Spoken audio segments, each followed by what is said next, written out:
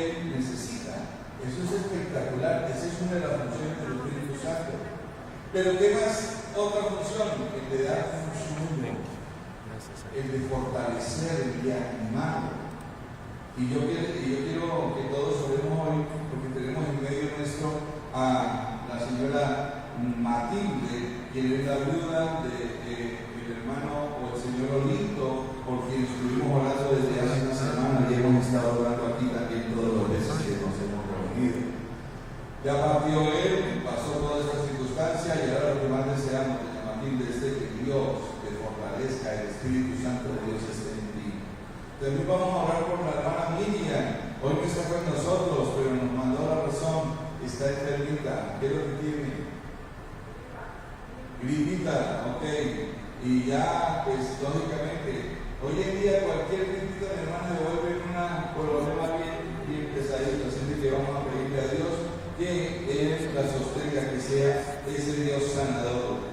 Y hay una situación que ayer nos enteramos por unos hermanos muy queridos, amigos, en Estados Unidos. Una situación grave de alguien que tiene un hijo allá y que precisamente se encuentra en muchas necesidades de menores para que Dios esté ahí, para que el Espíritu Santo esté ahí. Y pues lógicamente le damos la honra y la gloria al Señor por lo que ha hecho por la vida del pastor Walter y toda su familia, porque Dios ya ha respondido. Así que yo voy a pedir solamente un favor, levántese un momentito en sus pies y vamos a orar por todas estas situaciones que tenemos delante nuestro. Cierre sus ojos y vamos a decirle al Señor: Padre Celestial, nosotros creemos, Señor, y que cuando oramos todos unánimes, juntos, como se dice en la palabra, Señor, tu palabra también dice que todo lo que te pidamos a ti, tú lo haces, Señor, para que el nombre de nuestro Señor Jesucristo sea glorificado aquí en la tierra. Y clamamos a ti, Señor Jesucristo, por una salud permanente, fortalecida para la hermana Miriam.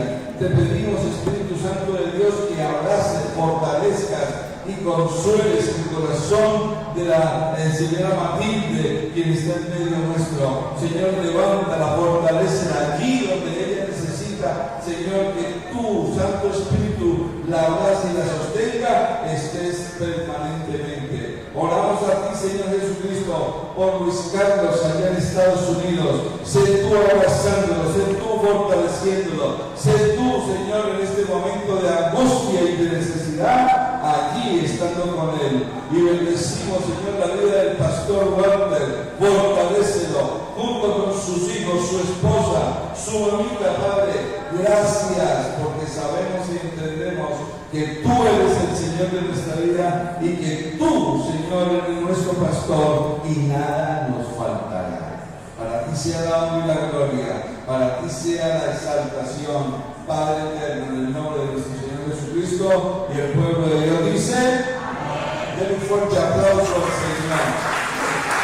Así como está, mi hermano, vamos a recibir un sobre y vamos a darle al Señor lo que hemos traído en diezmos y ofrendas. Póngase en el corazón. Dice la palabra del Señor que cada uno de nosotros dé como propuso en su corazón. No por necesidad, no por obligación, no haga ningún negocio con Dios. Dios conoce sus necesidades y conoce nuestro corazón, así que coloque lo que tenga en su corazón y lo que Dios le diga que debe colocar, colóquelo ahí. Bendecidos somos. Y cuando lo coloque, mi hermano, venga hasta acá y tráigalo a esta canasta. Vea, comience a traerlo hasta aquí. Bendecido es cuando esté llena la canasta, cuando ya hayamos traído todos, vamos a orar por los diezmos y por las ofrendas. Bendito es el Señor.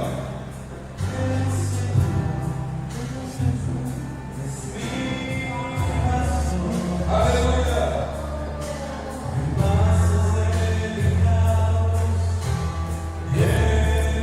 Me hará descansar.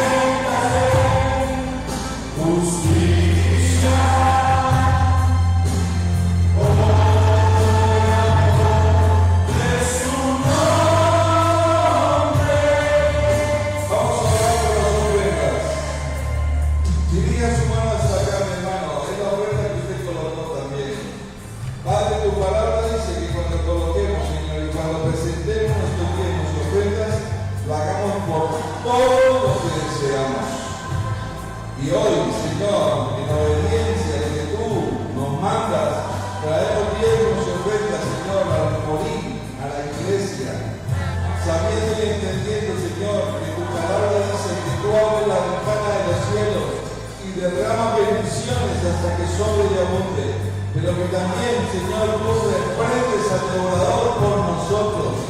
Igualmente nos vuelves y nos constituyes buena tierra. Señor, permítenos que la gente, cuando nos vea, puedan decir que ellos son diferentes, porque están viendo, Señor, el fruto abundante que tú siempre colocarás para nuestra vida, de acuerdo y conforme a las riquezas en Cristo Jesús. Te alabamos y te bendecimos, y bendecimos a quienes han dado, Señor, su tiempo, su ofrenda, porque aquí está su esfuerzo, su trabajo, y todo lo que tú te permites vivir en esta vida sea representado en bendición en tu santo nombre, Señor Jesucristo. Y el pueblo de Dios dice: amén. Démosle un fuerte aplauso al Señor.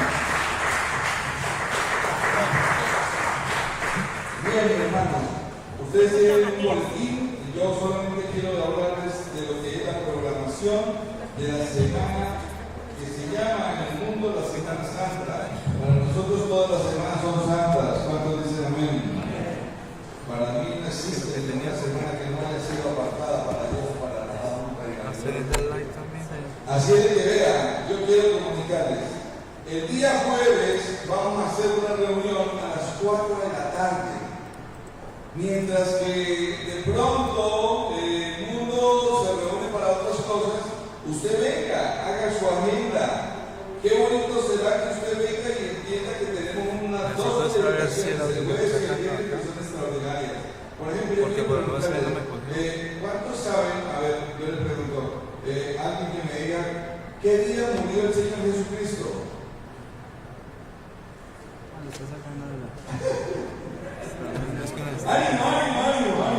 Necesito probarlo. A ver, ¿quién dice? Alguien que diga, levante la mano y diga. Jueves, ok. ¿El viernes? El viernes. ¿Quién más? ¿Quién dice otro? ¿Quién dice viernes?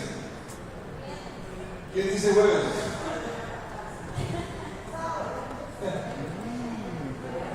Pues mis amados, les tengo la buena sorpresa, la buena maravillosa noticia de que si hubiese sido el viernes, entonces tendríamos a un Jesucristo mentiroso, porque Dios que resucitaría al tercer día, viernes.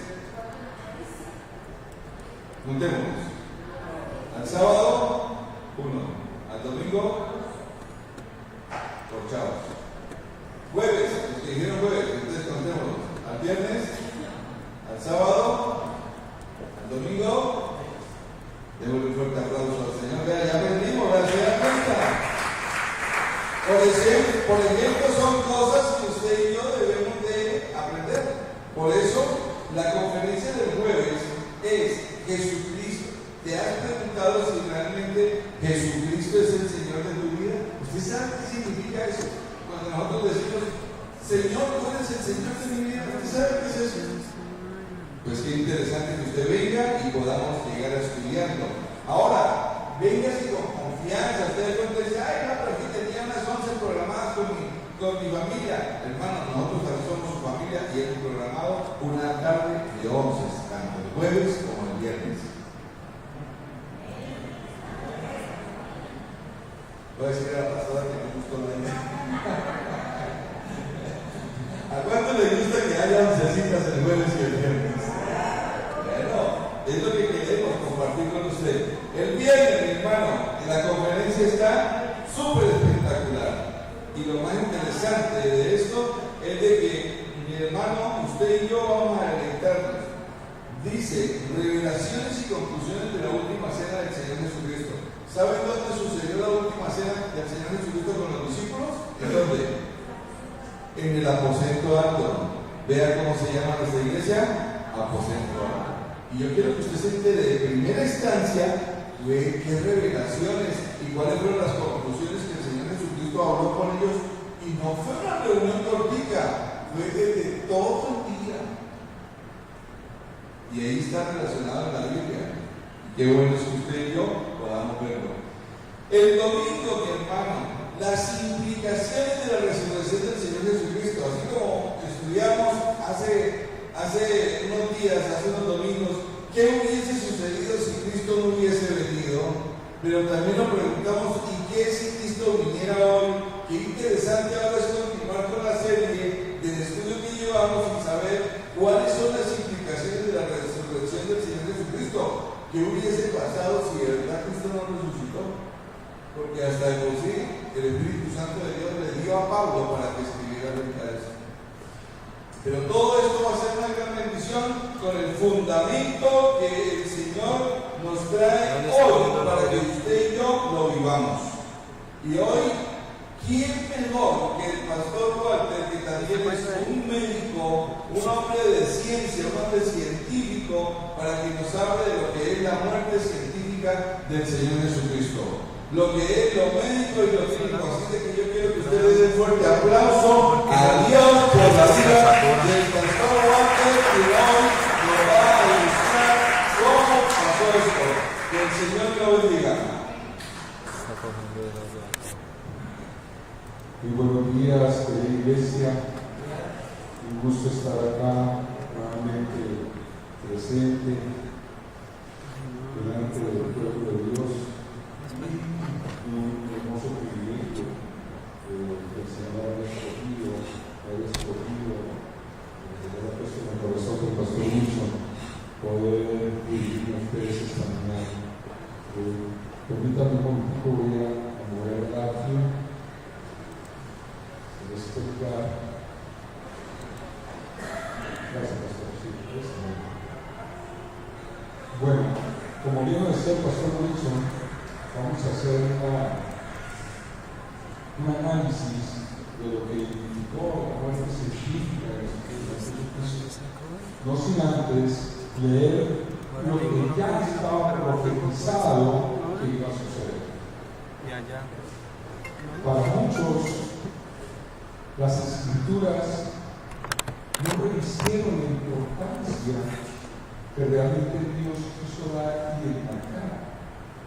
A tal punto que pasaron por alto muchas cosas que ya Dios había plasmado muchos años antes de la aparición de nuestro Señor Jesucristo en la tierra.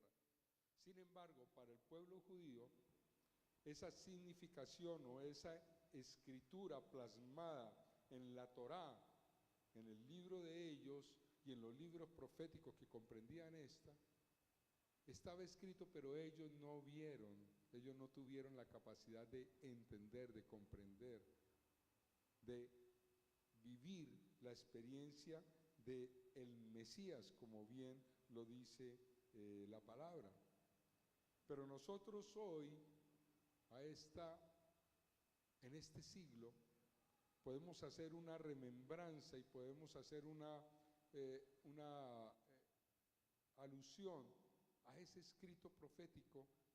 Y la idea es que nosotros podamos tener una perspectiva de lo que Dios quería hacer ya desde el momento en que Jesús vino aquí a la tierra. Ya estaba plasmado lo que Dios quería hacer con nuestro Señor Jesucristo. Y nuestro Señor Jesucristo lo sabía. Y está así escrito en el libro de Isaías, en el capítulo 53.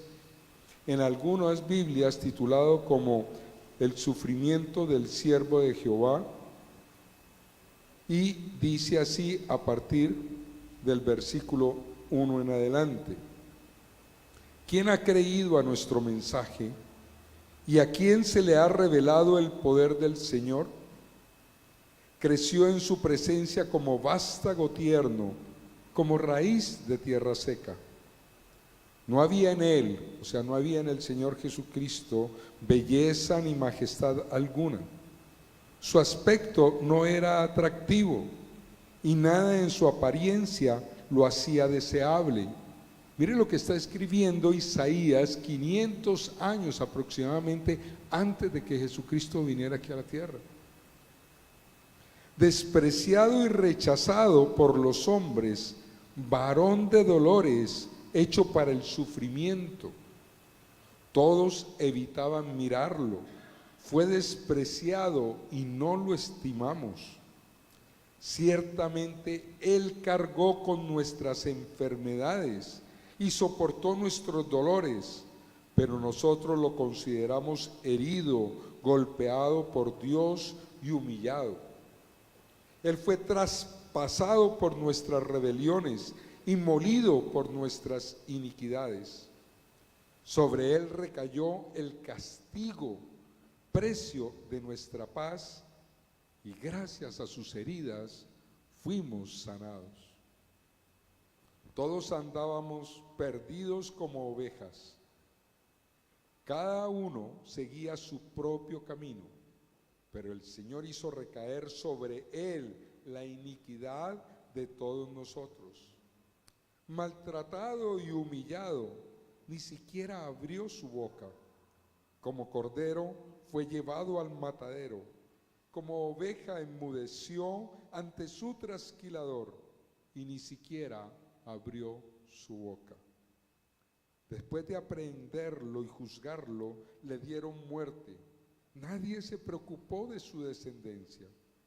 Fue arrancado de la tierra de los vivientes y golpeado por la transgresión de mi pueblo. Se le asignó un sepulcro con los malvados y murió entre los malhechores, aunque nunca cometió violencia alguna ni hubo engaño en su boca. Pero el Señor quiso quebrantarlo y hacerlo sufrir, y como Él ofreció su vida en expiación, verá su descendencia y prolongará sus días y llevará a cabo la voluntad del Señor. Después de su sufrimiento verá la luz y quedará satisfecho por su conocimiento. Mi siervo justo justificará a muchos y cargará con las iniquidades de ellos. Por lo tanto le daré un puesto entre los grandes y repartirá el botín con los fuertes, porque derramó su vida hasta la muerte y fue contado entre los transgresores. Cargó con el pecado de muchos e intercedió por los pecadores.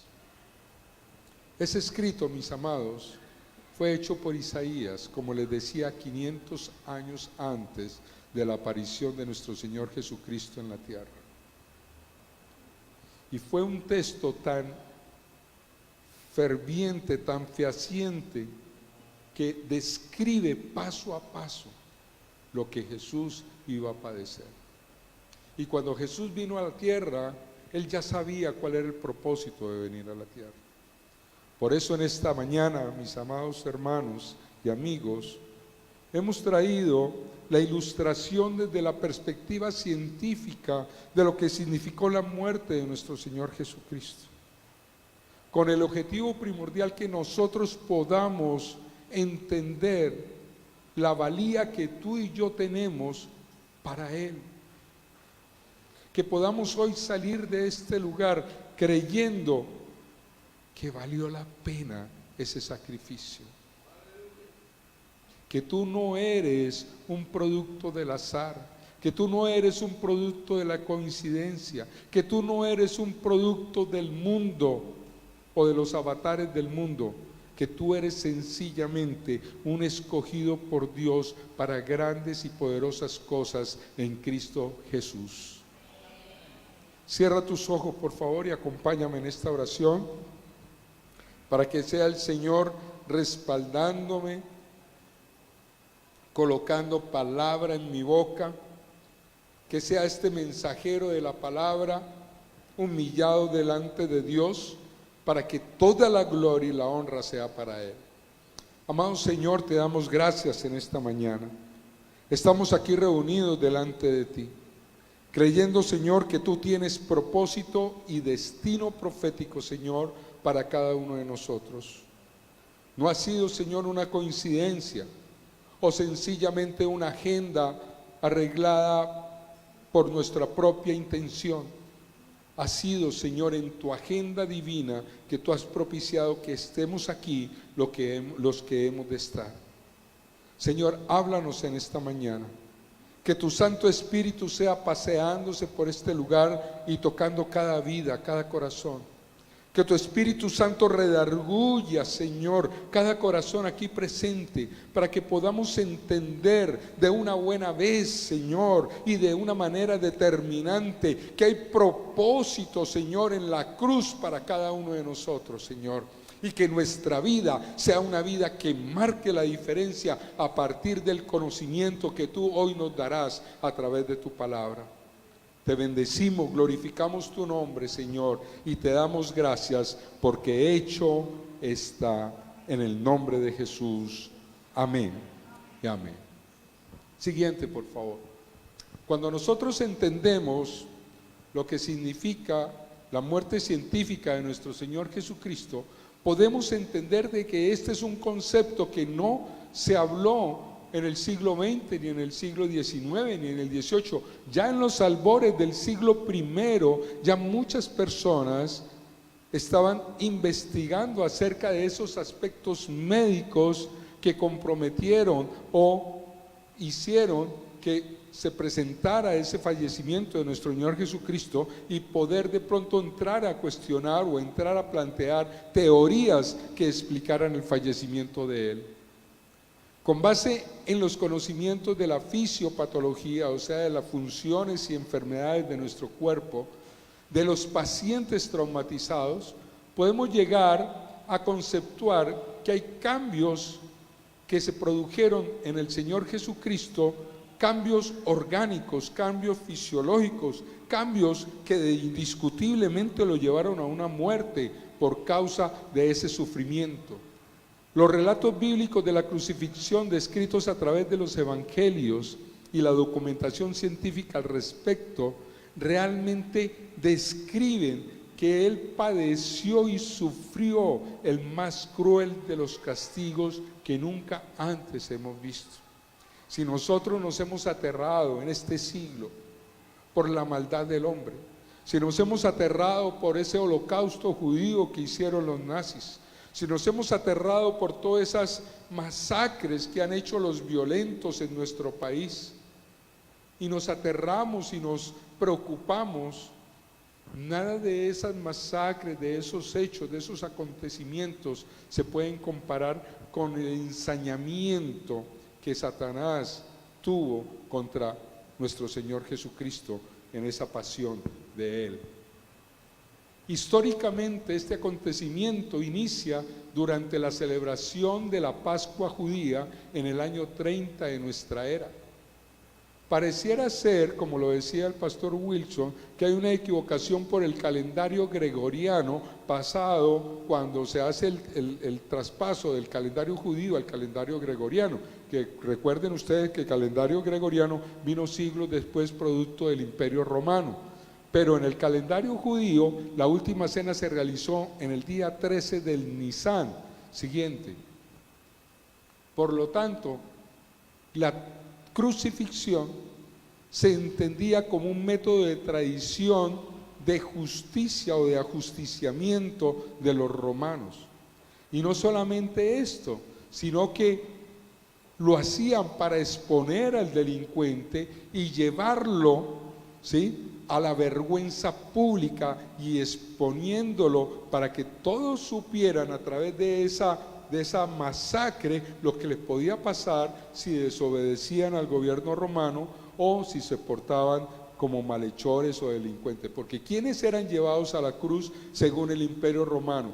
Todos los que traicionaban al imperio, que no eran romanos, obviamente. Segundo, todos aquellos asesinos y crueles, ¿verdad? O sea, por eso Jesús fue contado entre los malhechores. Jesús tuvo varias razones desde el punto de vista judío para ser llevado a la cruz, y los romanos sencillamente se dejaron convencer del Sanedrín para que le crucificaran, porque fue llevado allí supuestamente porque se llamaba rey de los judíos, haciendo entonces a un lado al rey o al emperador romano, y por eso fue llevado a la cruz del Calvario. Siguiente. Entendamos nosotros que cruz viene del griego cruxis, ¿sí?, y del griego fijar, que significa fijar. El suplicio de la cruz es de origen oriental, no romano, porque fue usado por los persas, fue usado por los asirios, fue usado por los caldeos, fue usado por los griegos, fue usado por los egipcios y por último fue usado por los romanos como un medio de tortura, suplicio y muerte para estos condenados. Ahí vemos en las fotografías reportes históricos de arqueología en donde vemos un calcáneo atravesado por un clavo. Se pensaba o se pensó a raíz de esto de que la crucifixión se hacía en esa época era a través, pasando clavos, no solamente en las muñecas, sino a través de los calcáneos por ese hallazgo que se encontró en el norte de Jerusalén, cómo atravesaban el calcáneo con el clavo, y este clavo atravesaba pues obviamente el madero, y ahí quedaban soportados estas personas que eran crucificadas. En principio fue un simple poste, era solamente un poste, pero posteriormente comenzaron a fijar y hacer ciertas modificaciones a este poste para colocar entonces un patíbulo que le permitiera al reo colgarse un poco más de los brazos. ¿Por qué? Porque ellos querían que esta muerte no fuera tan rápida, querían que el reo realmente sufriera y tuviera un martirio en la cruz. Entonces, al colocarle un poste atravesado, o sea, el patíbulo, eso permitía de que el reo pudiera soportar un poco más el sufrimiento y de esa manera alargar su muerte, su tiempo de muerte. Siguiente. Según la forma en que el palo transversal se sujetaba, ahí fueron las diferentes cruces que se presentaron, teniendo nosotros pues la cruz latina, que es la que practicaba el pueblo romano. Siguiente. Uno de los primeros sufrimientos, por decir así, o en el momento en que comienza el sufrimiento de nuestro Señor Jesucristo, es en el huerto de Getsemaní. Ustedes saben lo que sucedió en el huerto de Getsemaní. Fue un momento de dolor, fue un momento de tristeza, y lo describe la Biblia como un momento de agonía. Era tan intenso esa agonía, era tan fuerte esa tristeza, era tan terrible de pronto ese padecimiento, que dice la palabra del Señor que el Señor sudó sangre. Gotas de sangre escurrieron por todo su cuerpo. Eso se llama hematohidrosis. Fue tan desesperante, fue tan fuerte, fue tan trágico, fue tan violento ese sentimiento que tenía nuestro Señor Jesucristo, que todo su cuerpo comenzó a presentar unos cambios internos. Yo les hago una pregunta. Cuando alguien ha tenido, por ejemplo, un estado de nervios, porque va a presentar, para los que hemos estudiado, un quiz, un previo, o para aquellas personas que tienen una entrevista, o para aquellas personas que tienen de pronto un llamado en un estrado judicial, o una cita con un médico donde tiene un dictamen muy importante, han habido nervios, ¿verdad? Y en esos nervios, ¿qué les traduce a ustedes? Les comienza como a mover algo por acá, comienzan a sudar frío, les sudan las manos, le da taquicardia, le da pesadez, y si ese tiempo se prolonga, llegan ustedes a sus casas agotados, así hayan estado sentados todo el tiempo, porque hay un agotamiento mental, emocional, que hace que estos cambios sean realmente profundos. Más o menos parecido, pero multipliquémoslo a 1.000.000 de veces más, fue lo que sufrió nuestro Señor Jesucristo en el huerto de Getsemaní. Muchos dicen que el Señor sabía por lo que iba a pasar, porque obviamente Él era conocedor de la palabra y es conocedor, porque muchas veces el Señor había ya Él mismo hablado de sí, de lo que iba a acontecer, y algunos dicen que era por lo que iba a pasar que sufría, pero no es así. El Señor sabía que iba a sufrir, el Señor sabía que iba a ser colgado en un madero, el Señor sabía que le iban a dar latigazos, el Señor sabía que lo iban a clavar en el madero, Él ya lo sabía. Él sufría, era por la agonía que tenía en Él, era por lo que esto iba a costar, que era el cargar con el pecado de todo el mundo y la separación de su Padre. y más adelante hago énfasis en esto, pero quiero a ustedes quitarle de pronto ese pensamiento en sus cabezas de que muchos historiadores hablan del huerto de Getsemaní como el gran dolor y el gran padecimiento y la gran agonía de Jesús por lo que iba a ser crucificado. No, Él sabía que iba a ser crucificado, Él sabía que iba a sufrir, Él sabía que su cuerpo iba a ser desgarrado, Él sabía que sus manos y sus pies iban a ser atravesados por clavos, Él ya lo sabía, pero la agonía no era por eso. La agonía de Él, la tristeza y el dolor era por la separación que iba a tener de su Padre, porque nunca en toda la eternidad Él se había separado de su Padre. Y esa era la agonía, era esa adrenalina elevada a 1000 por 1. Era esa vasoconstricción que se producía en sus vasos sanguíneos y capilares, que es esos vasos que se aprietan así, la sangre no tiene otra forma sino salir, y se forman pequeñas microhemorragias en todos los capilares de su cuerpo, que junto con el sudor destilaban entonces sudor de sangre. Terrible un padecimiento de esos. Y ahí es donde comienza entonces esa piel a ablandarse. ¿Qué ha pasado cuando ustedes duran mucho tiempo en una piscina? ¿No ven la piel que se les arruga, se les vuelve blandita, cierto?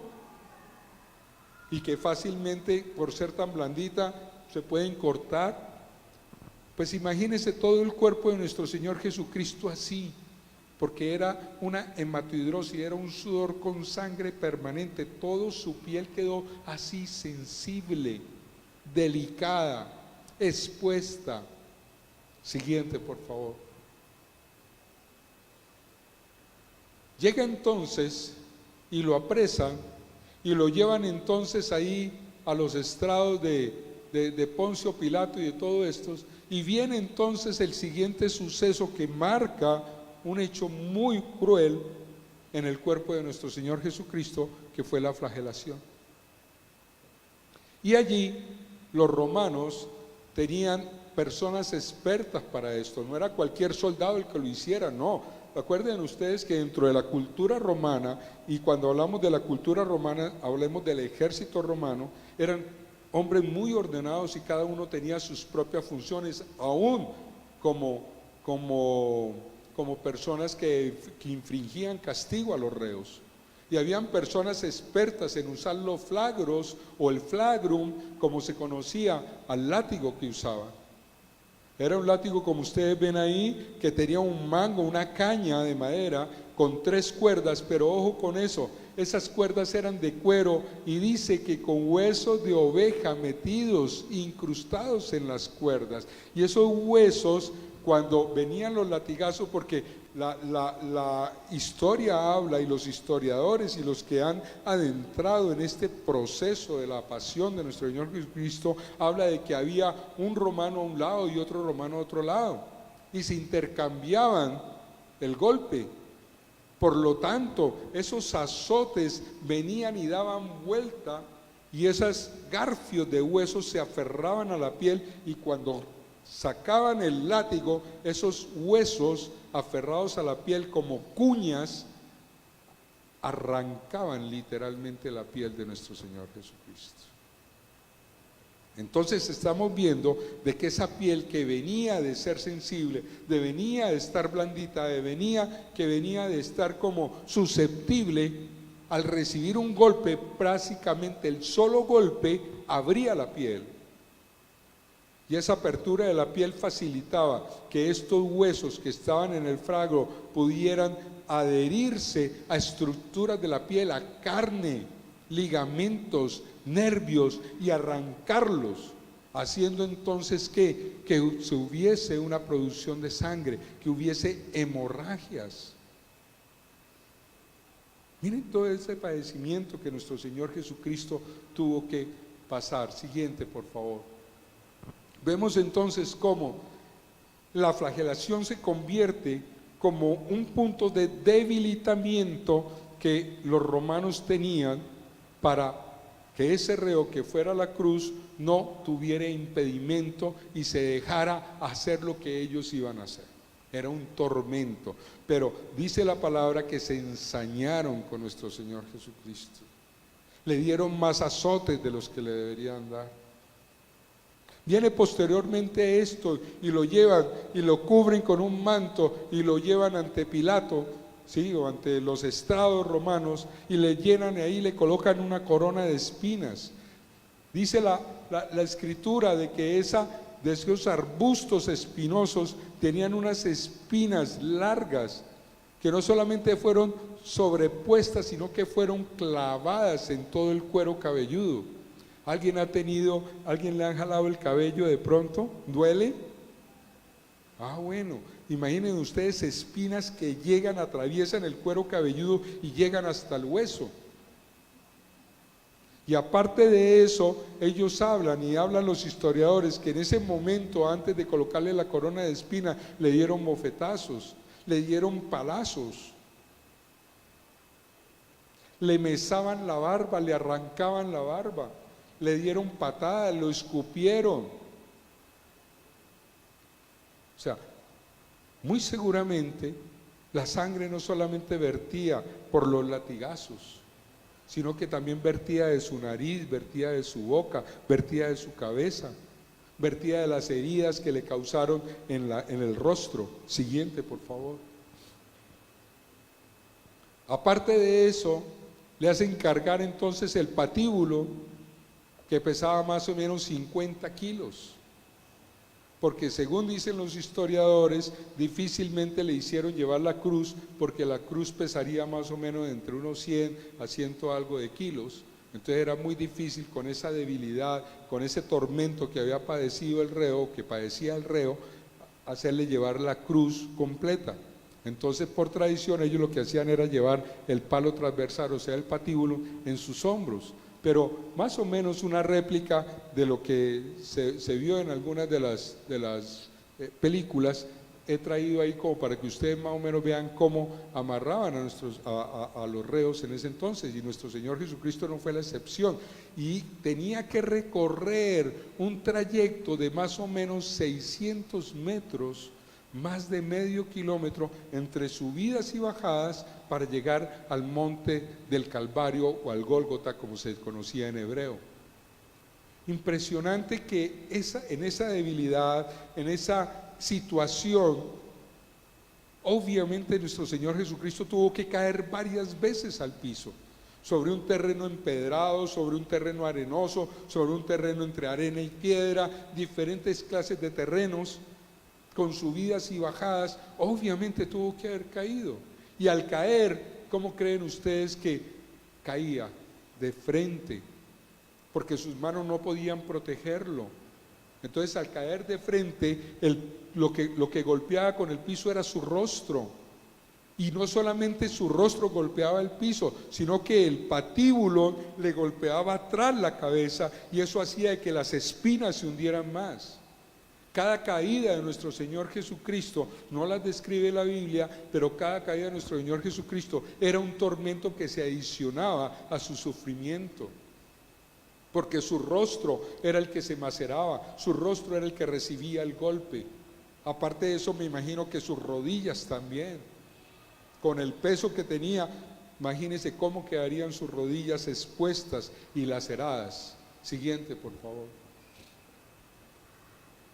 Y a él lo crucifican con sus brazos extendidos para facilitar un poco, entre comillas, ese sufrimiento, para que no muriera tan rápido.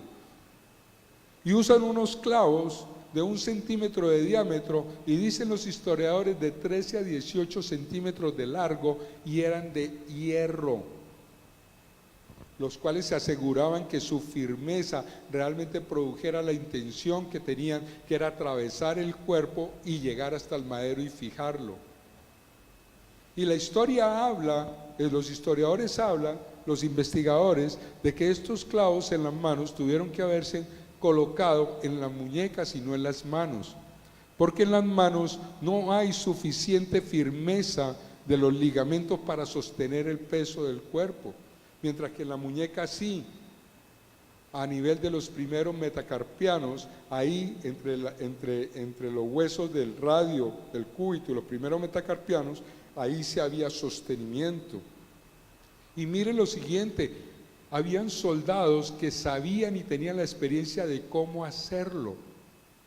Esto no fue al azar ni de rapidez, habían soldados que sabían asestar, primero, colocar el clavo en el punto indicado y con 3 o máximo 4 golpes ya clavaban la mano de la persona en el madero.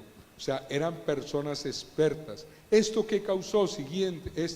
¿Qué causó esto? Por el clavo atravesarse en la mano y en el sitio donde se colocó, ahí pasa un nervio que se llama el nervio mediano.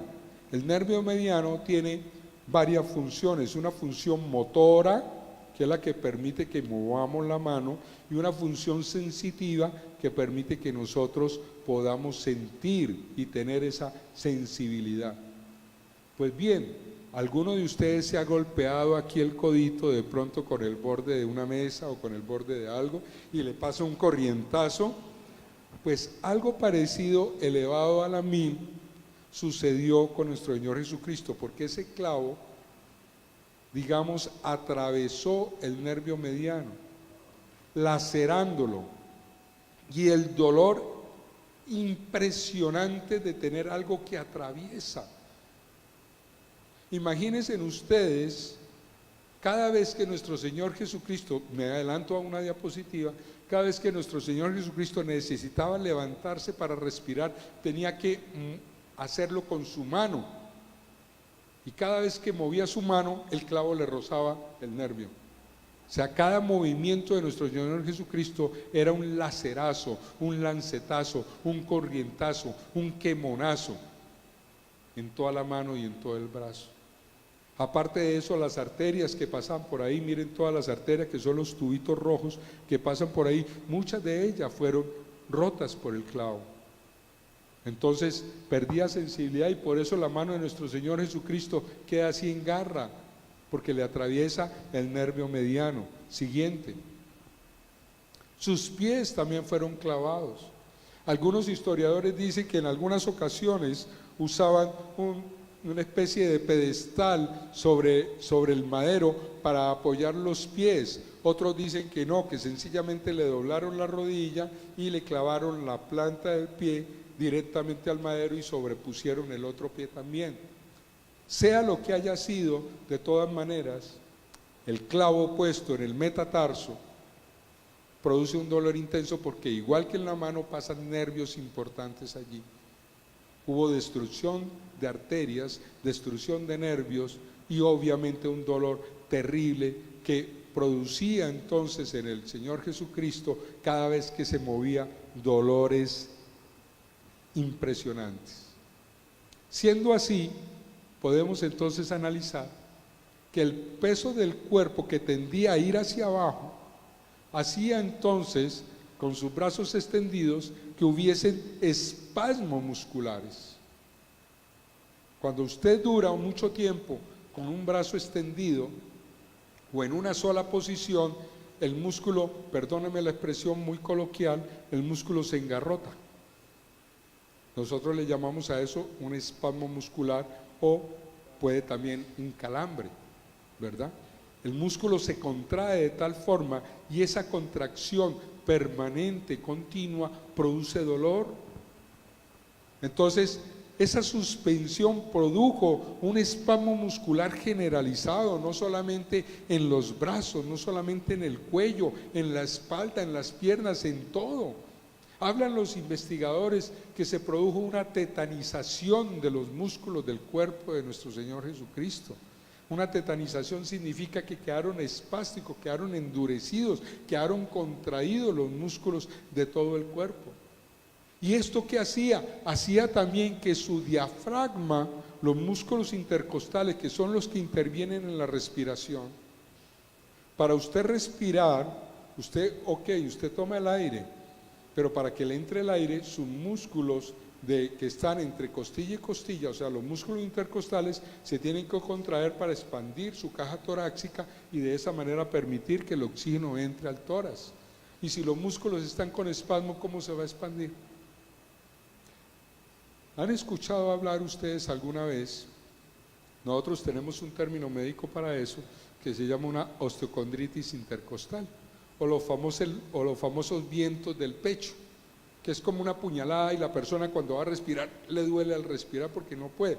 Es el espasmo del músculo, ¿sí?, que está unido al cartílago, que no deja que haya esa distensión, y al no haber esa distensión, entonces cuesta trabajo respirar. La persona no puede respirar porque le duele, y no puede respirar porque no hay capacidad de expandir su caja torácica para que el oxígeno entre.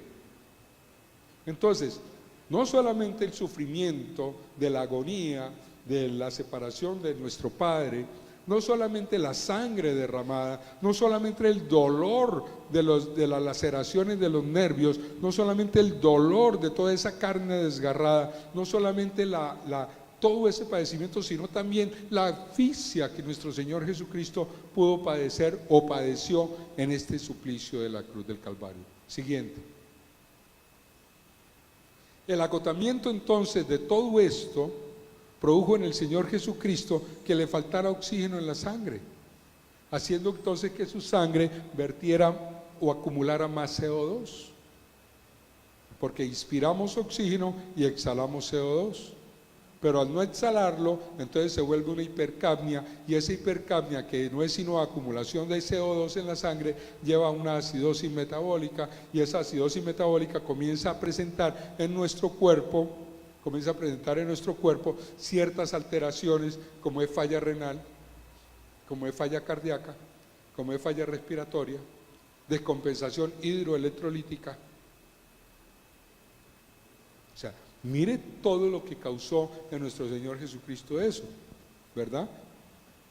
Había deshidratación en él por la pérdida de sangre, por el sudor.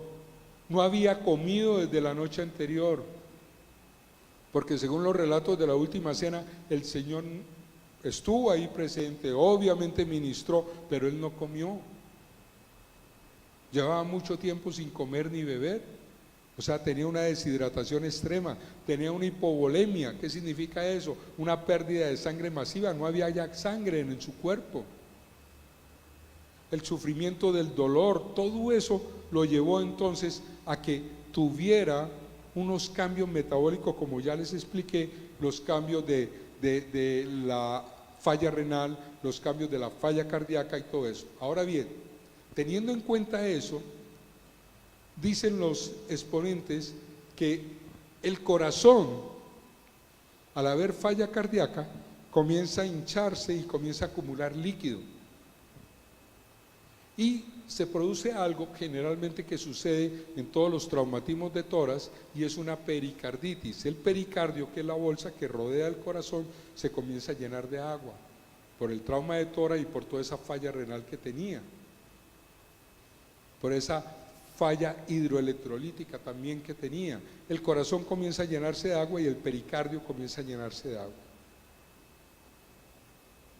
Con todos esos padecimientos, el Señor, antes de morir, clama a gran voz, dice la palabra: Dios mío, ¿por qué me has desamparado? Y dicen los historiadores que si el Señor Jesucristo tuviese ya una asfixia severa, no hubiera podido expresar esto de la manera como lo hizo, que dicen que todos escucharon lo que él dijo.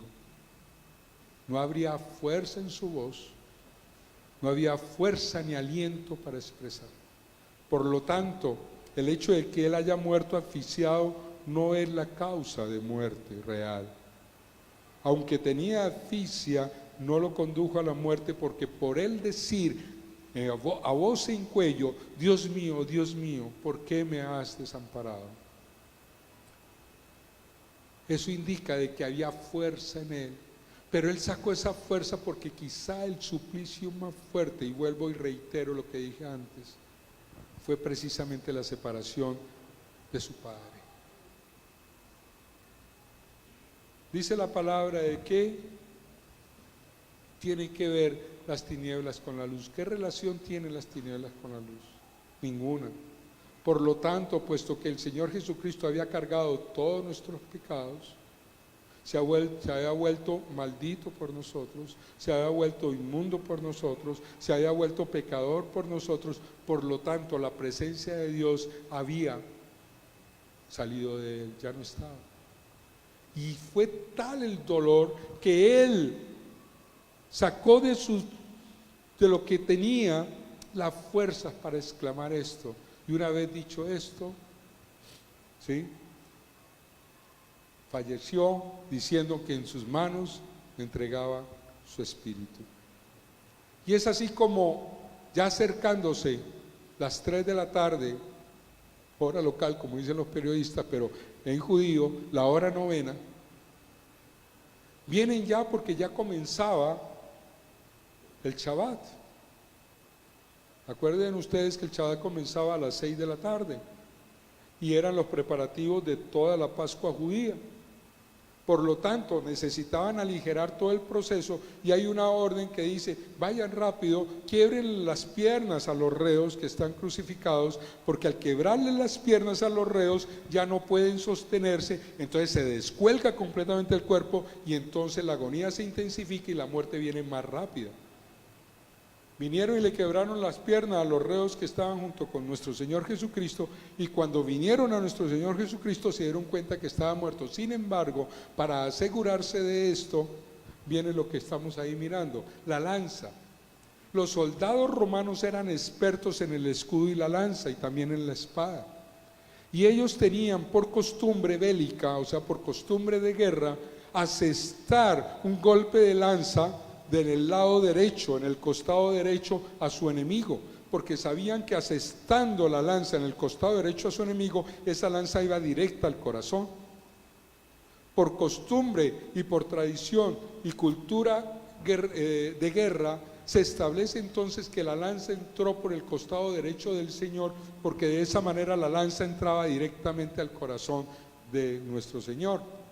Y es así como al ser traspasado por la lanza, esta lanza no solamente rompe los músculos intercostales, no solamente rompe toda la parte anterior del tórax, sino que también rompe el pericardio, y por eso entonces sale sangre y agua. Comprobando de esa manera que ya nuestro Señor Jesucristo estaba muerto. Siguiente, por favor. Entonces, el diagnóstico forense de todo este análisis, de todo este martirio, de todo este sufrimiento, dice: este fenómeno fisiológico que se presenta en nuestro Señor Jesucristo, que quizá también pudo haber tenido edema cerebral por la acumulación de CO2, ¿sí?, hacen que se presente varias alteraciones dentro de esa, la ventilación pulmonar, los estados de pronto de confusión, que sumados a la pérdida del volumen sanguíneo, que sumados a la pérdida de ese riego sanguíneo en los tejidos, que produjo taquicardia, que produjo hipotensión, o sea, baja de tensión, que sumado a todo ese trastorno hidroelectrolítico, o sea, la pérdida de líquidos, sodio, potasio, cloro, la pérdida de todos esos cambios, de todas esas cosas, hicieron que hubiesen cambios en la coagulación, que hubiesen cambios a nivel endocrino, llevando a falla renal y por lo tanto llevándolo a la muerte. Se dice entonces que realmente su muerte,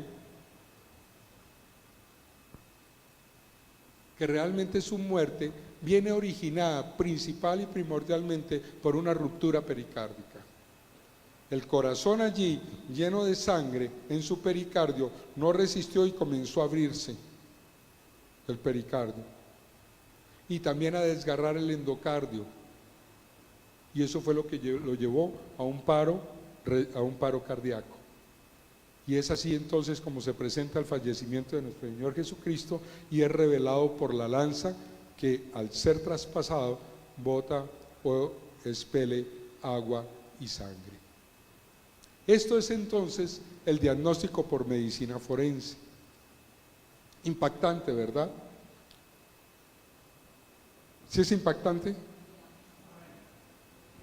Pero a donde yo los quiero llevar después de este relato ¿es esto solamente un hecho histórico para ti? ¿Es solamente un hecho religioso que se celebra culturalmente o religiosamente cada año? ¿Qué significa para ti la muerte de nuestro Señor Jesucristo? ¿Qué significa para ti este padecimiento que Él tuvo? Aquí hay conmigo personas de más de 20 años, de más de 30, de más de 40, de más de 50, algunos más de 60, 50, 40 o 30 años, los que sean, viviendo una tradición religiosa, en donde cada semana se celebra esto, y aún así no lo hemos entendido. Aún así pareciera que no tiene nada que ver con nosotros. Aún así pareciera que eso es de la historia, nada que ver conmigo. O como yo lo dije alguna vez, fue porque Él quiso, nada que ver conmigo. Alguna vez dije eso, pero hoy estoy aquí dando testimonio que gracias a eso, a ese amor que Él tuvo por mí, gracias a que pensó en mí, Él se dio por mí en la cruz y padeció y no escatimó ni una parte de su cuerpo, ni una gota de su sangre por mi salvación.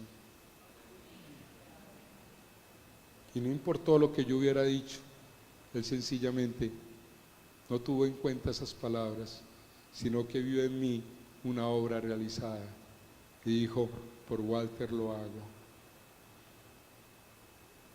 ¿Estás seguro que también lo hizo por ti? ¿Valió la pena?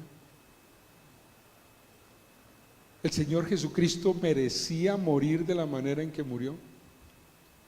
Si su vida fue luz y verdad, si su misión fue la salvación del ser humano, del individuo como tal, sin importar su condición social, sin importar su condición cultural, sin importar aún su condición moral.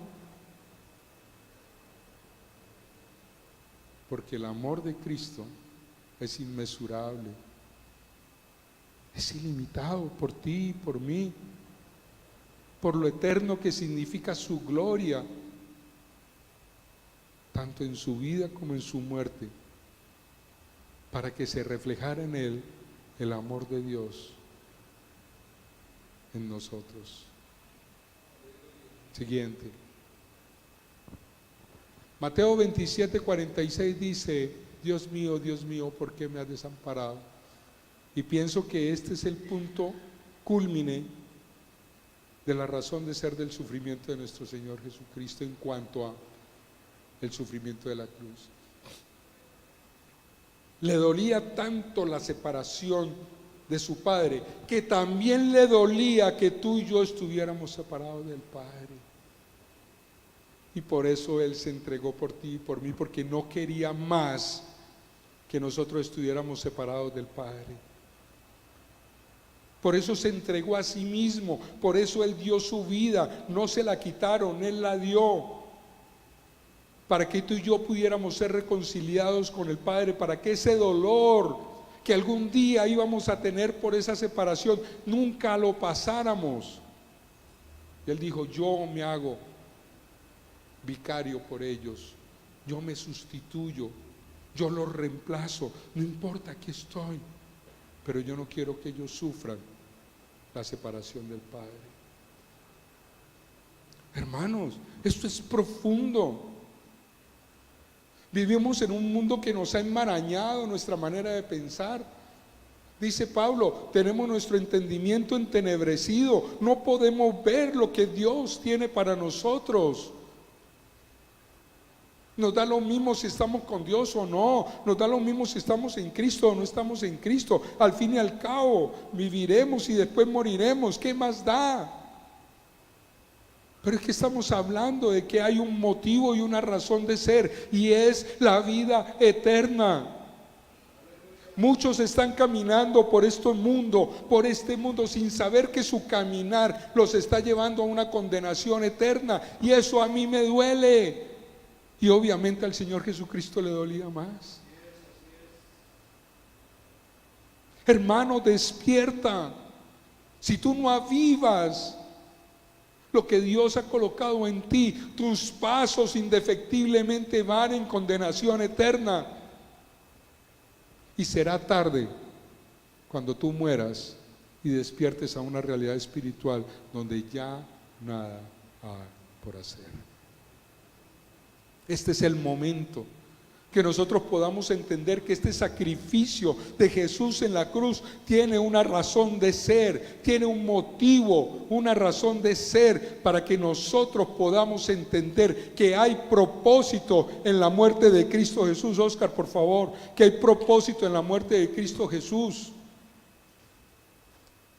Primera de Corintios 2:2 dice: pues me propuse no saber entre vosotros cosa alguna sino a Jesucristo y a este crucificado. Pablo lo tenía claro. Pablo entendía que el propósito de Jesús en la cruz era lo que marcaba en definitiva el objetivo del evangelio, la razón de ser de Jesús venir aquí a la tierra. Si Jesús no hubiera muerto en la cruz, si Jesús no hubiera muerto por ti y por mí, vana sería su existencia. Pablo lo tenía claro. No me interesa predicarte nada más, sino a ese Cristo crucificado, porque allí se enalteció el nombre del Señor, porque allí en la cruz realmente es donde tú y yo tuvimos significado en Dios. Y eso dice mucho del amor de Dios por ti y por mí. Eso dice mucho de ese amor. Pues dice la palabra que el Señor no escatimó ni a su propio Hijo para darlo por amor a nosotros.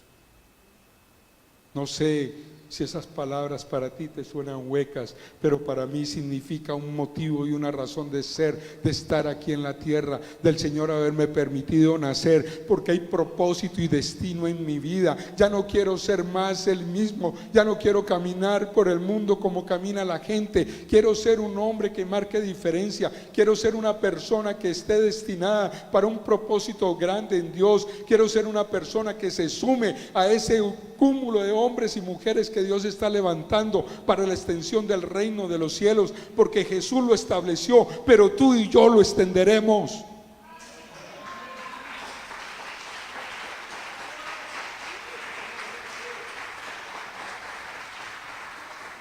Pero eso depende de ti. ¿Qué tan importante te sientes para Dios? Siguiente. Y cuando hablamos de esto, indiscutiblemente tenemos que hablar de la expiación. Jesús vino a expiar tu pecado y mi pecado, a darse por nosotros. En el Antiguo Testamento Dios coloca y habla a Moisés para que se establezca un patrón de expiación que iba a permitir que cada año, por el sacrificio de corderos, por el sacrificio de animales, al verter esa sangre en el altar del sacrificio, los pecados de los hombres entonces fueran perdonados. Se cargaba sobre el animal los pecados del pueblo, y el sacerdote, al degollar al animal y que ese sangre vertiera por el altar del sacrificio, entonces esa expiación iba a hacer de que los pecados del pueblo fueran perdonados. Y así se llevó por muchos años. Pero ¿qué sucedía? Cada año tenían que hacer lo mismo, cada año tenían que hacer lo mismo, cada año tenían que hacer lo mismo, hasta que apareció nuestro Señor Jesucristo, un cordero sin tacha ni mancha, un cordero que fue inmolado, y como dice Isaías, llevado al matadero, para que por su sangre Él expiara nuestros pecados, para que por su sangre Él nos reemplazara y fuera su sangre una sola vez y para siempre quien perdonara nuestros pecados. Amén. Siguiente, Oscar. Los que toman apuntes pueden tomar eso, pero quiero ir centrándome porque ya estoy finalizando la enseñanza. ¿Había necesidad de la expiación? Claro que sí la había. ¿Por qué? Porque toda persona, todos nosotros habíamos pecado contra Dios. Teníamos y traíamos una naturaleza pecaminosa. Por el pecado estábamos condenados. La única manera de escapar de estas terribles consecuencias del pecado era la forma que solamente Dios ideó: un sustituto, un vicario, y esa fue la persona de nuestro Señor Jesucristo, quien podía realmente satisfacer las demandas de la justicia divina. De eso se trata la expiación. Cristo, nuestro sustituto, Cristo, el justo, que murió por nosotros los injustos. Amén. Siguiente, por favor. ¿Cuáles entonces fueran los efectos de la expiación? Que entonces tu pecado y el mío serían borrados y desechados, que el pecado de nosotros sería quitado, que el pecado sería perdonado y cubierto, que el pecado sería echado en la profundidad del mar, que el pecado sería echado tras las espaldas de Dios. Ese es el objetivo de la expiación: hacernos libres de toda culpa, de toda condenación, de todo pecado.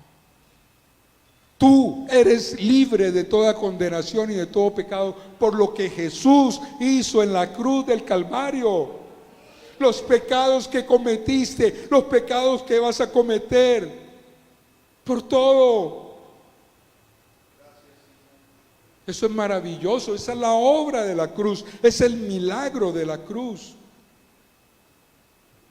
Siguiente, Oscar. La muerte de Cristo fue una muerte expiatoria porque quitó y deshizo el pecado de nuestra vida.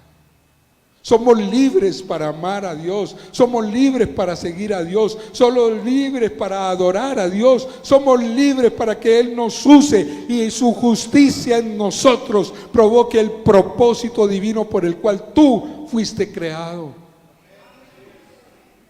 Tú fuiste creado con un propósito. No fuiste creado para criar hijos, no fuiste creado para trabajar, no fuiste creado sencillamente para andar el mundo, no fuiste creado para pensionarte y ahora entonces disfrutar de tu pensión. Tú fuiste creado con un propósito divino, y el propósito divino es exaltar, amar y adorar el nombre de nuestro Señor Jesucristo.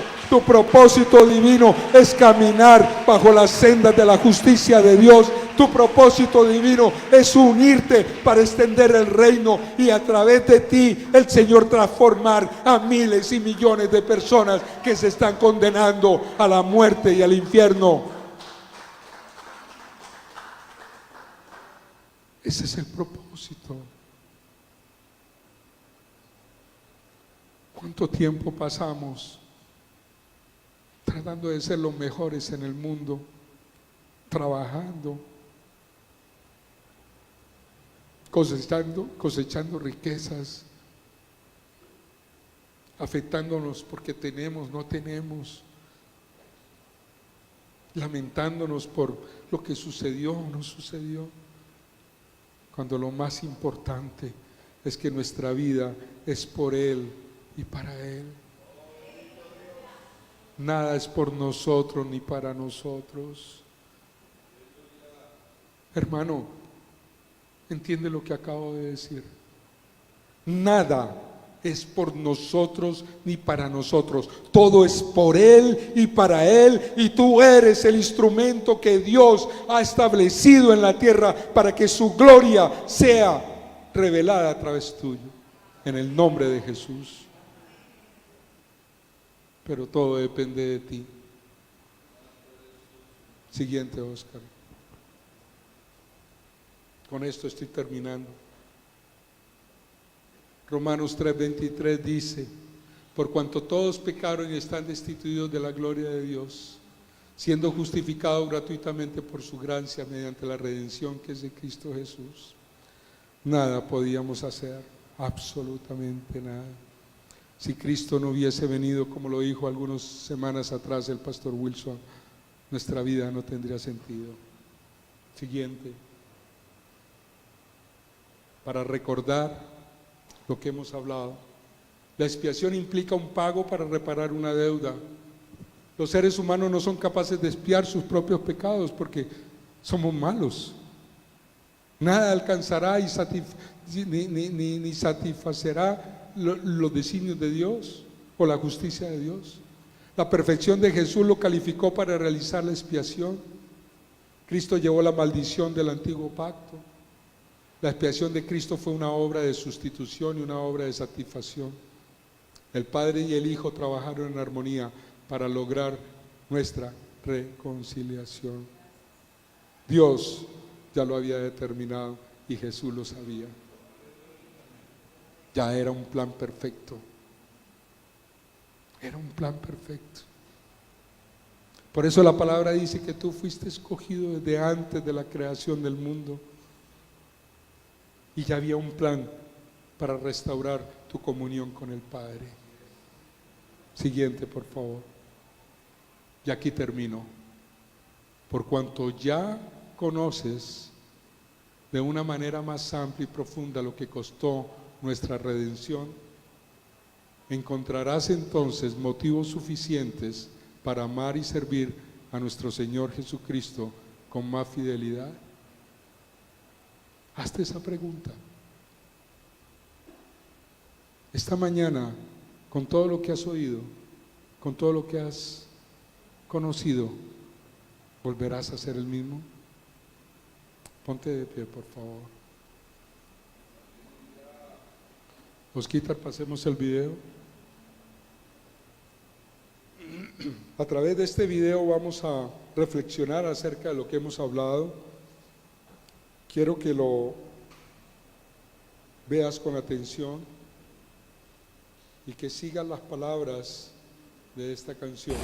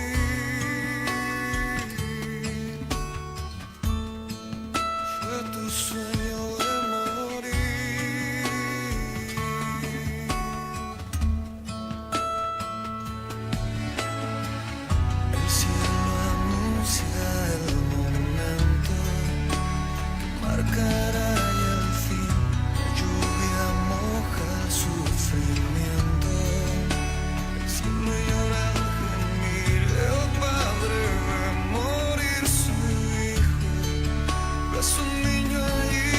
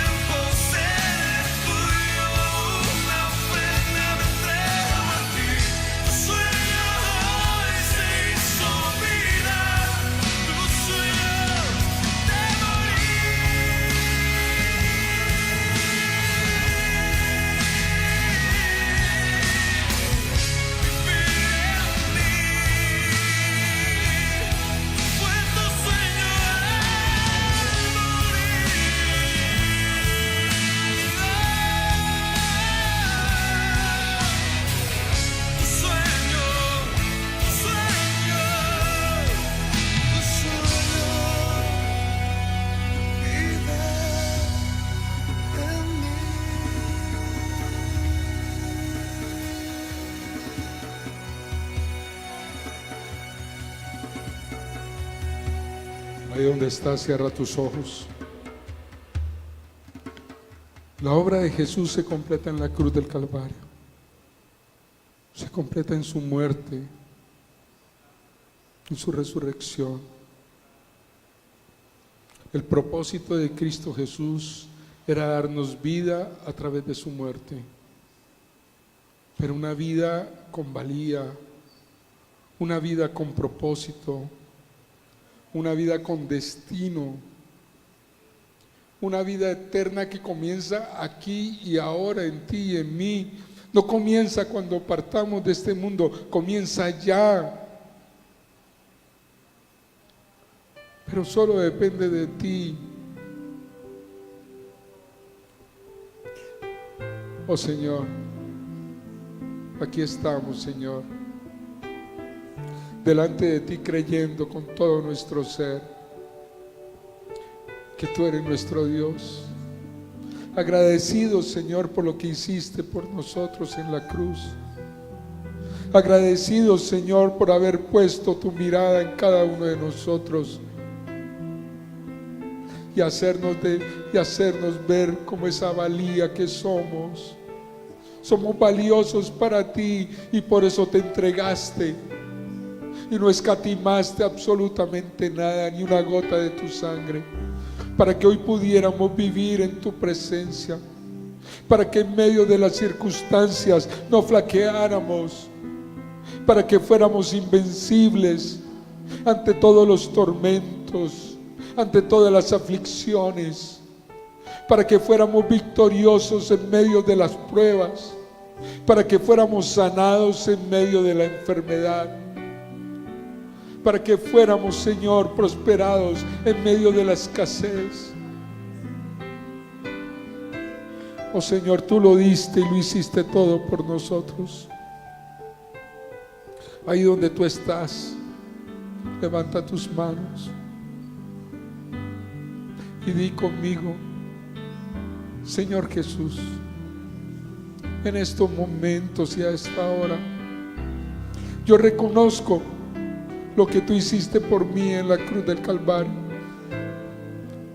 Reconozco que pagaste un alto precio por mi vida.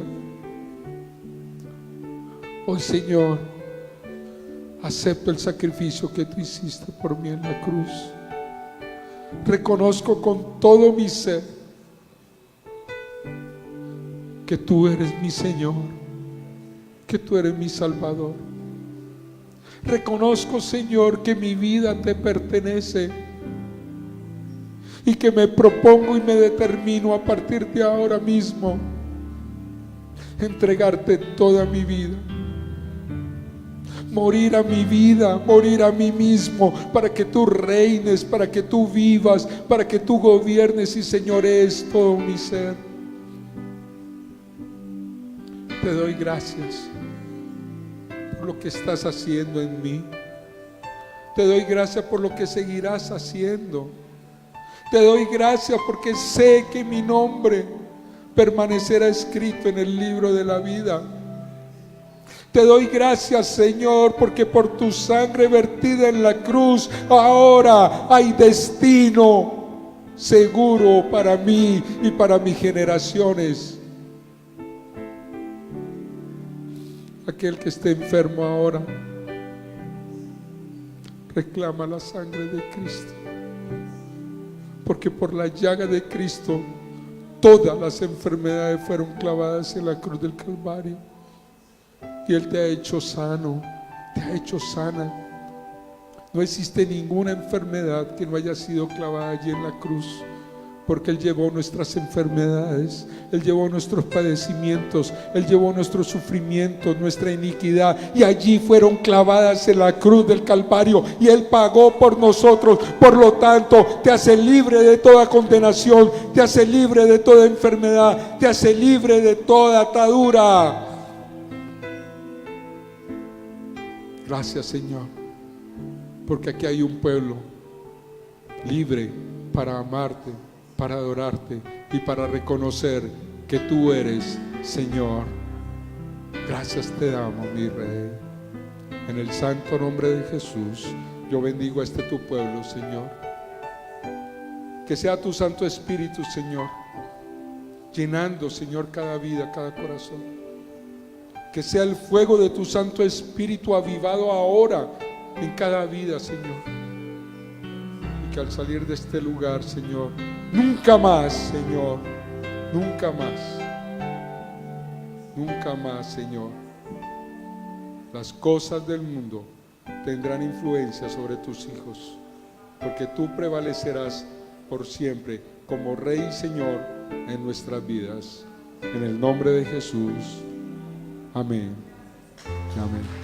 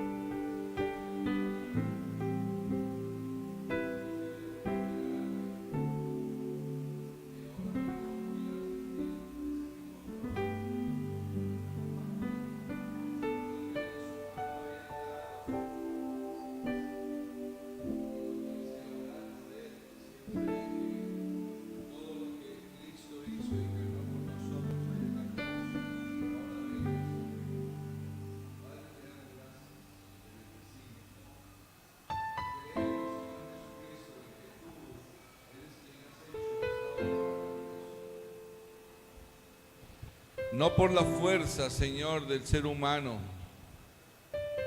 sino porque también, Señor, era necesario que todas estas cosas pasaran, conforme lo dice tu palabra.